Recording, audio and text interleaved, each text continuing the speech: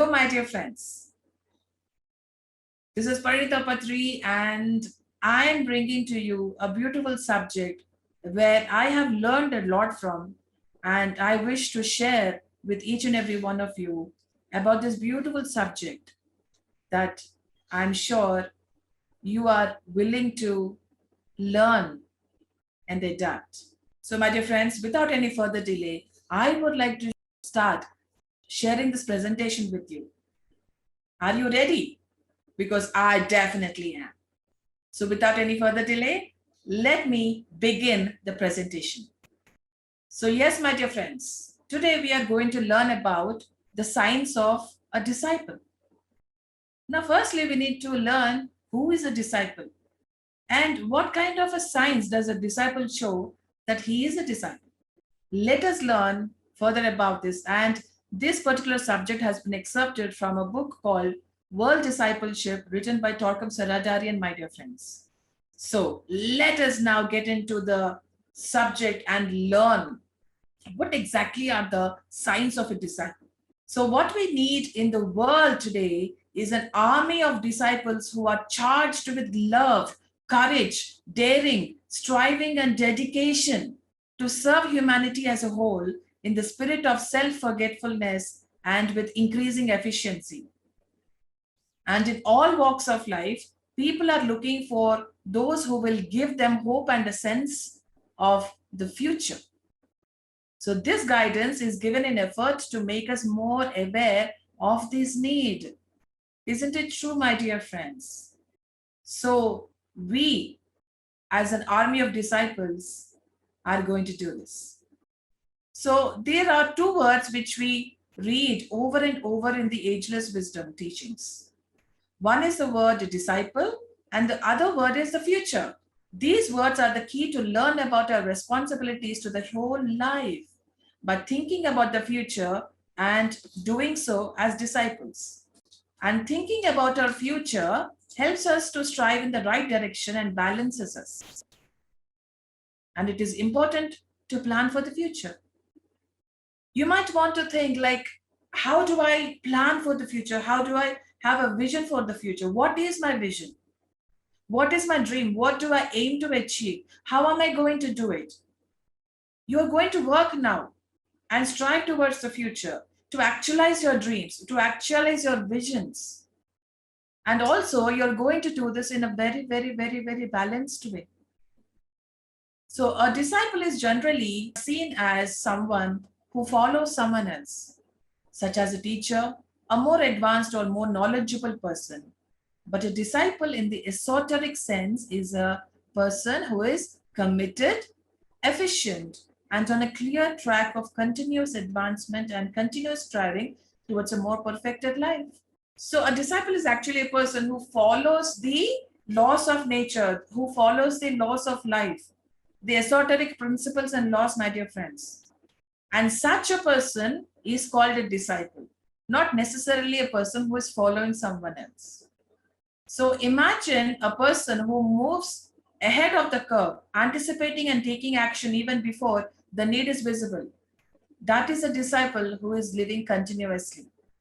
So once we realize the tremendous difference our one life can make, just imagine if just one of our lifetimes can give a whole new perspective to the entire world, if we can change the world, if we can transform everyone, how beautiful can it be? Imagine being that person. Doesn't it sound beautiful? Just imagine being that person. So what are the signs of a disciple? Now we are getting into the actual subject, my dear friends. What are the signs of a disciple? When we say the signs of a disciple, we mean standards.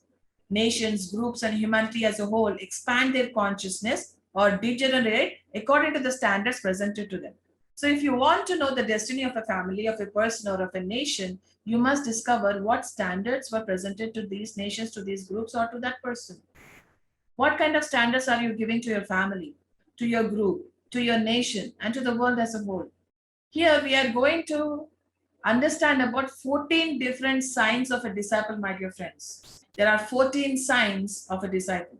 I would suggest everyone to maybe take a pen and a paper to write down all these signs of a disciple and try to relate to them and see if they can really adapt all these signs of a disciple. These standards go to our subconscious mind and slowly control our thinking, relationships, and activities.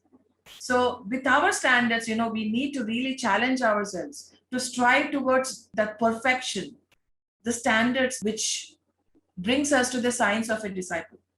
So each sign is a disciple is a standard, and if we think about these standards, we see that our life is becoming better, healthier, happier, and more prosperous and even more successful.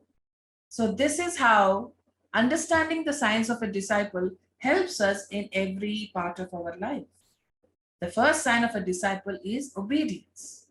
When we talk about obedience, what generally comes to our mind is like, if somebody is ordering you and you follow your orders, and you're actually going against yourself, you're losing yourself, you're losing your freedom.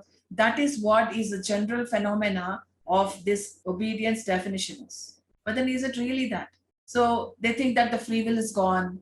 Why must I obey my father, mother, or teacher, or anybody? They think that their freedom is taken away from their hands. Is that really obedience? And secondly, they think that obedience means to lose their habits, therefore themselves. It's so funny by saying that if you make him free from his habits, he thinks he's losing himself. And the third thing people think is that if they're obeying you, they are ceasing to be democratic, because democracy means for them to do anything that they want. So obedience is generally seen as in a perspective wherein it takes away your freedom, your free will, everything. But is obedience really that? What is obedience? In discipleship, you're not obeying any person. You're not obeying a person's ideas, wishes, and desires, or his inclinations and expectations. You're obeying the standards which that person is presenting, the plans, the great ideas, the principles, the revelations that teacher is representing. That is obedience, my dear friends. There's no worship, there's nothing else, but it's just the vision and the ideas and the dreams that you obey. That is what is obedience. For example, a person representing the law stops you from driving too fast. This man personally may be good or bad. It does not matter, but is representing the law. He gives you a ticket. And if you do not obey him, he gives you another ticket. And you come to your senses and say, I must not drive 100 kilometers an hour speed. I'm going to obey the law, the rules, the regulations, the standards.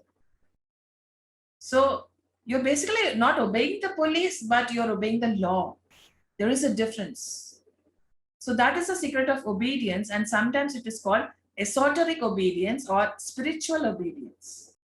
Isn't that a wonderful insight into the concept of obedience, my dear friends? So one day, Torkom's father, the author who has written this book, he is stating an example of his own life. And one day, Torkom's father and he were watching a carpenter who was planning and cutting a piece of wood. It was making lots of noise. The father asked, why did you think this wood is making so much noise? He answered, it is because he's cutting it. His father did not answer, and 2 or 3 hours later he said, why was the wood making noise? And he answered, it was because the wood did not want to be something the carpenter was trying to make it. Do you understand that? He asked. Yes, the carpenter is trying to raise the glory of the wood and make it a window, but the wood did not want it. That is why it is screaming. By obeying the carpenter, the wood was becoming something better than it was before. So the carpenter was actualizing his vision for the wood, and the wood was becoming a vision. Isn't that wonderful perspective, a viewpoint? So when a disciple is obeying the teacher, he's not obeying the teacher. He's obeying the vision of the teacher that the teacher has for him, for that disciple. There is a huge difference. So if you can see this picture, the teacher is guiding the student. The teacher is saying that, you know what, if you touch this wire, you may get shocks. If you touch that wire, it may bring death also. So be careful. So we obey the teacher. Otherwise, we will have to pay for what we have done, for not listening to the teacher, for not obeying the teacher. That is where our teacher plays a role. And that is where a disciple needs to obey the teacher. And the second sign is trust in your teacher. Do you trust your teacher?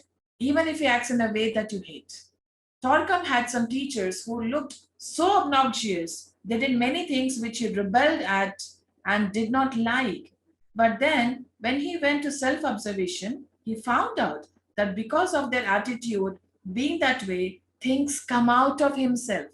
So sometimes microbes and germs, live within you for ages, and you really need a nasty teacher. The nasty teacher can be anyone, your friends, your family, your society, your group members, anybody.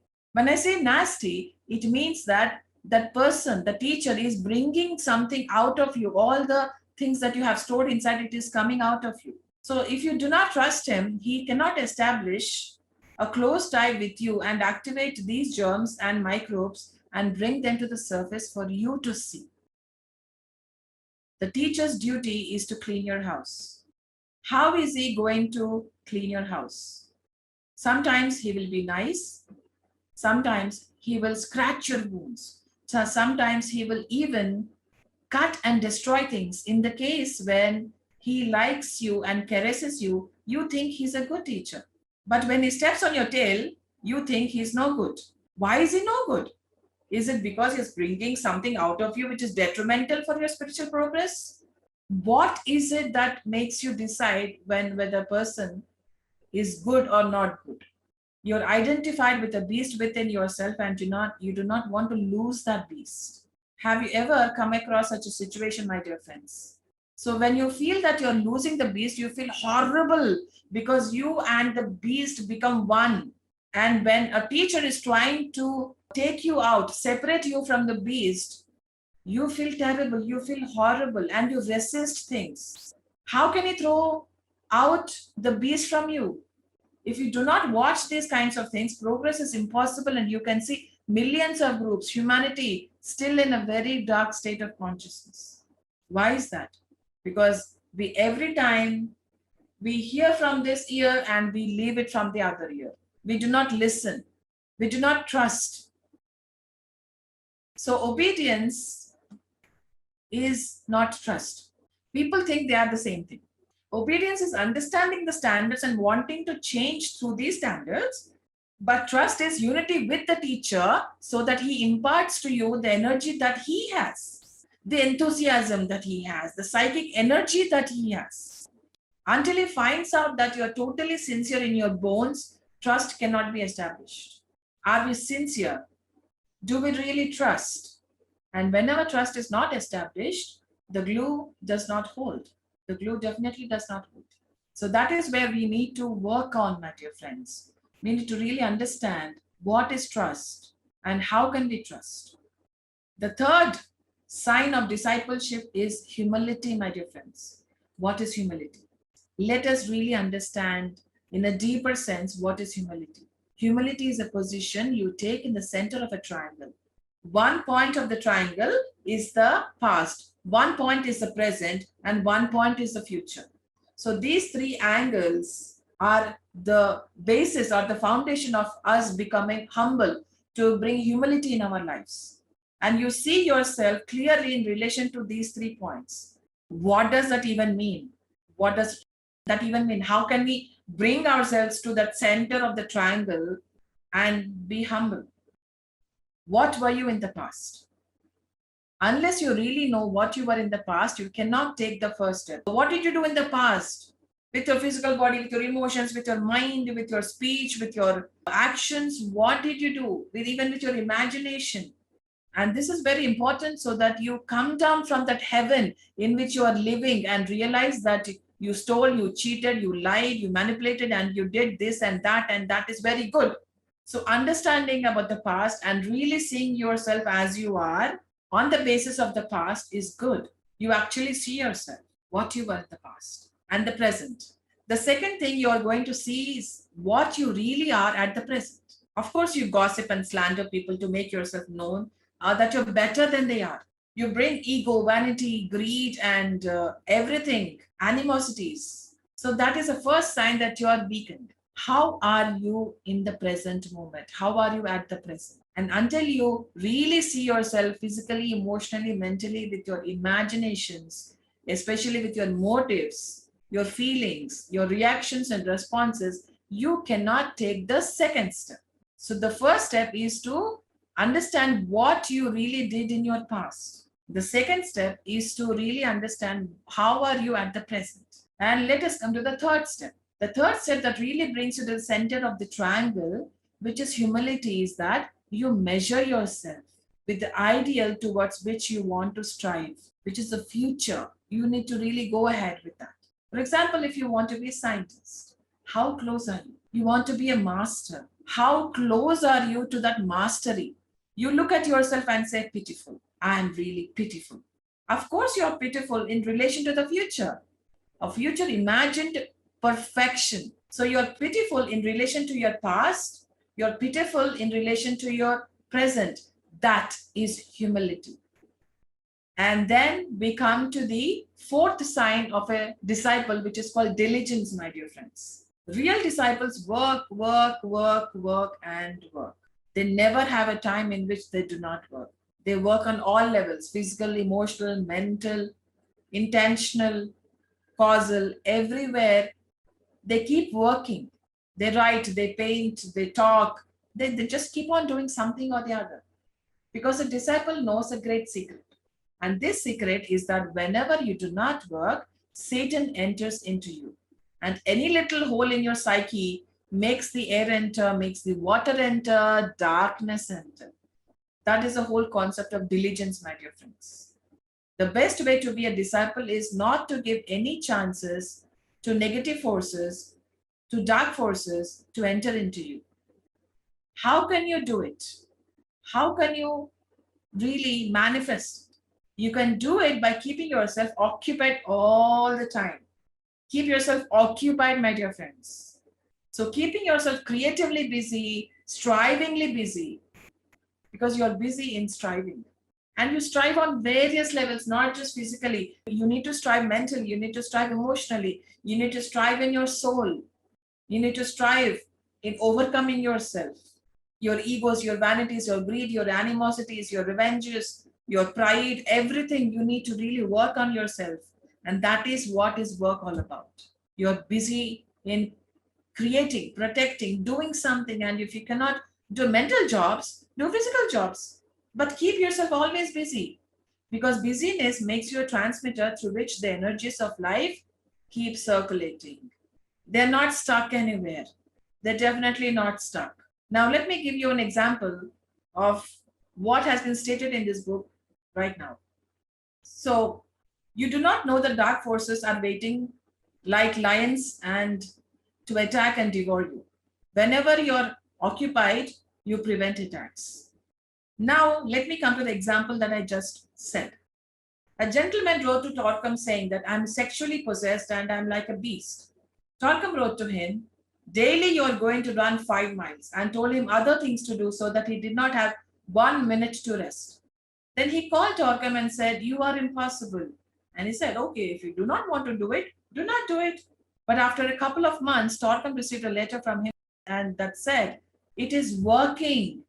5 miles is killing me, shaping me. It is making me better. So some people think that they are possessed. It is congestion. When energy is stuck in any center, dark forces stimulate that center.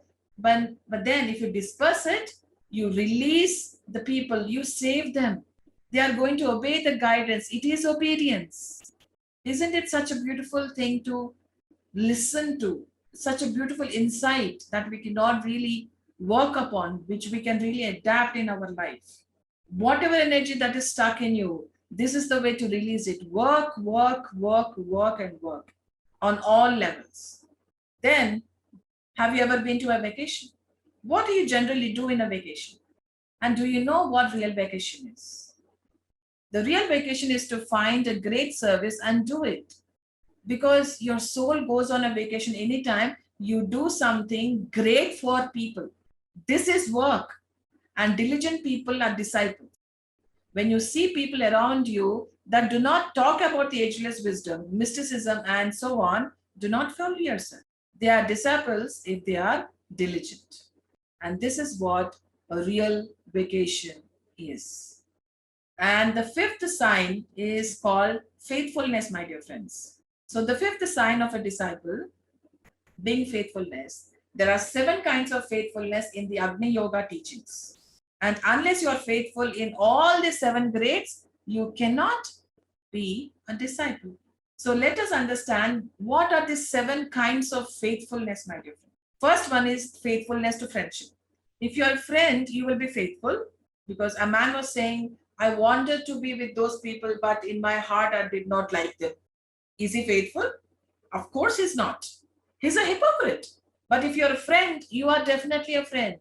And faithfulness is very, very, very important in all kinds of friendship relationships, my dear friends. Faithfulness in friendship expands your soul, expands your consciousness, and makes you step onto the path of discipleship. Are you faithful in your friendship? A question to be asked. Faithfulness to promises. If you promise something, be faithful to it. An observation is that in the past 60, 70 years, that people who promise and do not fulfill their promise are sick people, physically, emotionally, and mentally. You know what happens?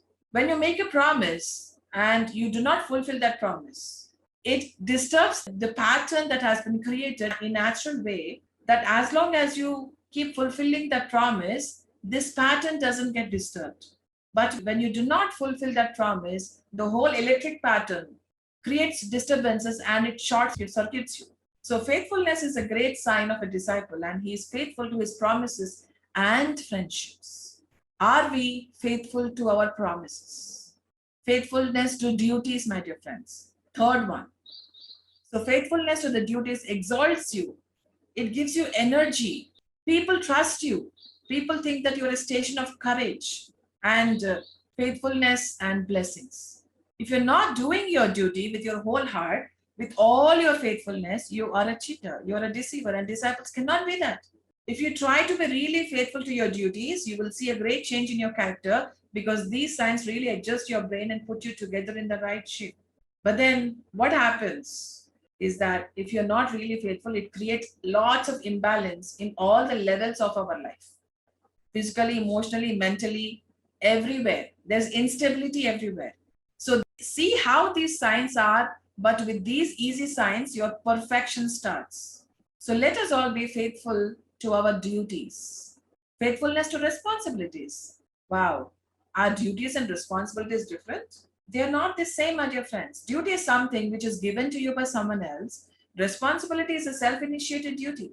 In responsibility, you respond to demands, but to the highest expectations of the people, and take the duty upon your shoulder to meet the responsibility. That is what is all about, being faithful to responsibilities, my dear friends, and faithfulness to the trust given to him. This is a little deeper. We go from duty to responsibility and turn to trust. Trust is very, very, very, very difficult. A disciple is really trustworthy of the faith put in him. And that is why disciples gain power and strength. And because of that, they can help people. Not gain power and strength to gain control over others, to make others listen to you. But with that power and strength, you can really help people. There's a lot of difference in that. So whenever trust is put upon you, be trustworthy, or else you are trash. Or else you need another 5,000 years to erase the mess that you created. Faithful to the teaching. You will find people joking in the name of the teaching. Joking with the teaching. You're going to be faithful to the teaching. Even if you cannot do all that the teaching says, at least be sincere and say, 1% now I'm able to do. We can say that, can't we? You can take any principle from the teachings and you can say, I can become that at least 1%. Never, never, never joke about, discourage or humiliate the teaching in any relationship, my dear friends. So be faithful to the teaching, faithful to conscience. Some people's conscience is sealed and put in their pocket. It does not even exist for them.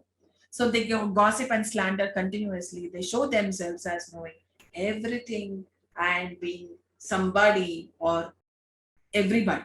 So a great master once said, on the path of discipleship, you cannot take combustible materials with you because they will burn you. What are these combustible materials that he is talking about? These combustible materials are slander, malice, treason, gossiping, and everything. Vanity, ego. So these are all combustible materials which later will burn us. So it is better to be without them. So we all need to be faithful to our conscience, my dear friend. We finish the 7 types of faithfulness, my dear friends, and we come to the 6th sign of a disciple, which is respectfulness. Respect for your father and mother. It is a commandment. Respect your children, your friends, your teacher. Never speak badly about your wife or husband or friend. Respect them. You can keep silent sometimes, but it must not be the wrong silence, because with wrong silence, you really disrespect someone. Silence is subtle, but we always need to remember to be respectful. Why be respectful? Respectfulness makes you see the values in others. Respectfulness is proof that you are not a slave of your vanity and ego. And you can see that others are beautiful. You can see their oneness with you. When with respectfulness, every moment you gain tremendously. Why? Because whenever you see beauty in others, whenever you feel that oneness with others, you gain a lot of energy. And with that energy, you can really help people see the beauty in themselves. We really gain a lot of energy. We really gain a lot of inspiration and enthusiasm from everyone, my dear friends. And that is why being respectful is very, very, very important. Never give up on respectfulness, even if you're angry. Sometimes when we are angry, all kinds of wrong words come out of our mouth, which we may not intend to mean later. Even if you're angry at one person, let us not lose our respect. Let us be respectful. So respectfulness is a cooperative act with divinity existing in other people. Don't we all see God in others, or do we see something else in others? That is the ageless teaching, my dear friends. Seeing the beauty in others is an ageless teaching which we all need to apply in our life, in each and every relationship. And respectfulness makes you see a man's beauty and divinity within him, that there is hope, that there is light. Isn't that so, so, so beautiful? We need to learn to see hope and light and future and beauty in each other, my dear friends. That is being respectful. And the 7th sign of a disciple is striving. What is striving now? I strive every day. So striving means to make efforts and transcend the level that you're on. A disciple never stays where he is. He's always progressing. Striving improves your behavior because you're always shaping yourself. You're always constructing yourself. You're always building yourself. You're always working on yourself. And you know that this and that is wrong. Okay, let me shape a little and a little more. Little is so good because you're improving. One thing is for sure, never ever expect that suddenly you will be your God. But improvement is your right. You can improve, and improving is striving. Striving purifies your emotions. Whenever you say that, I'm polluted with these emotions, I have slander, malice, fear, hatred, anger, jealousy, revenge, and everything else, what is striving? How can we strive in these conditions? Striving is to step on them, slowly, slowly, slowly, reducing them to ashes and not be caught in the massive turmoil of emotions. The great master once also said that striving, nothing else, results in mastery over the elements, for the basic quality of the elements is striving. Striving develops your mind and thinking. Striving unfolds your spirituality. Striving makes you serve humanity. So that is about striving, my dear friends. We come to the 8th step, 8th sign of a disciple, which is called sidelessness. Oh my God, what is sidelessness? People are engulfed in racism, in nationalism, in patriotism, in clans. They take sides, but life has no sides. Real consciousness has no sides. Sidelessness means that you stand for all that exists. You are all inclusive. You're all embracing. You're not on particular one side. You're not biased. You're not partial. You're completely impartial. You're in a neutral state. You're in a balanced, calm, and centered position. You do not stand for sides. Every time you stand for parts, you destroy yourself and cut yourself from the whole. What do you stand for? Whose side are you on? You create friction between your silly self and the whole which exists in your within. I'm neither on your side nor on his side. I'm for both of you. And this is what compassion is. Compassion is sidelessness. Now, do we have compassion? So this is something that we really need to think about. This is called sidelessness, my dear friends. And then we come to the ninth sign of a disciple, which is called clarity. All real disciples try to be clear in their conversations, talks, feelings, thinking, writing, and other activities so that they do not create misunderstanding, illusion, or a false image. Now, what is a false image? They think they are somebody, but they are not. They think they are doing something, but they are not. They think they are a very pure soul, but maybe they are not. So we create so many false images built by ourselves, and we try to live the lie. We build these false images in our ignorance, in our foolishness, and then we try to live this lie each and every second of our life and try to prove that this false image is actually the real image. So let us not get into the trap of creating false images for ourselves. And clarity prevents one from having mixed motives or any tendency to manipulate people. Their yes remains a yes, their no remains a no. As simple as that. So it is not easy to be clear, but you must have purity of motives, purity of thoughts and feelings, and the ability to translate them into the right forms. Unclarity is the signs of all kinds of misunderstandings and problems. And a disciple strives to be clear in all his relationships. Unless disciple has clarity, he is not a disciple. So we need to gain as much clarity as possible in our life, in our relationships, in everything that we do on all levels of our being.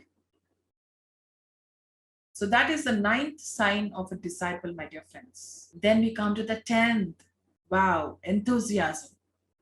The 10th sign or a standard of a disciple is enthusiasm, my dear friends.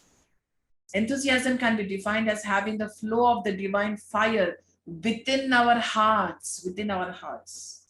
Do you have fire in your heart? That fire is nothing but enthusiasm, my dear friends. You want to do this, you want to do that, let's do it. Let's, bring, good visions into this world. Let's do some manifestation. Let our dreams come true. So enthusiasm is a continuous and ever-increasing urge to serve without being conditioned by our results. People who have enthusiasm do not worry about results. They just do what needs to be done. They just do it out of love, out of joy, out of freedom, out of enthusiasm. They just do it, but they're not bound by the results. A person who has enthusiasm creates good causes. And whenever a person who has enthusiasm creates good causes, there will definitely be good results, but he's not conditioned by the results. So those who keep the fire of enthusiasm going on in the heart will reach the moment of transfiguration. And with his enthusiasm, the disciple inflames the hearts of those who feel the urgency to serve and do their utmost to disperse the accumulating hatred and hostility in the world. And the new leaders of humanity will fight not against people and armies, but against the degeneration of the heart. There's too much of mind going on everywhere. The heart is missing. We need to bring some heart. We need to bring the light of the heart in everyone's life, my dear friends, because enthusiasm lives in the heart. So we all need to purify our hearts and fill our hearts with enthusiasm, the fire of enthusiasm, and then we can tread on this path of perfection. Enthusiasm creates group fire. Wow, really? Enthusiasm creates group fire. The flame of enthusiasm kindles the hearts of the group. Heart, my dear friends. Please bear this word in your mind or in your heart. So it kindles the hearts of the group and the group becomes alive. Members of the group support each other and encourage each other for their every effort of creativity and service. Enthusiasm kindles the souls of group members with the vision for which they offer themselves.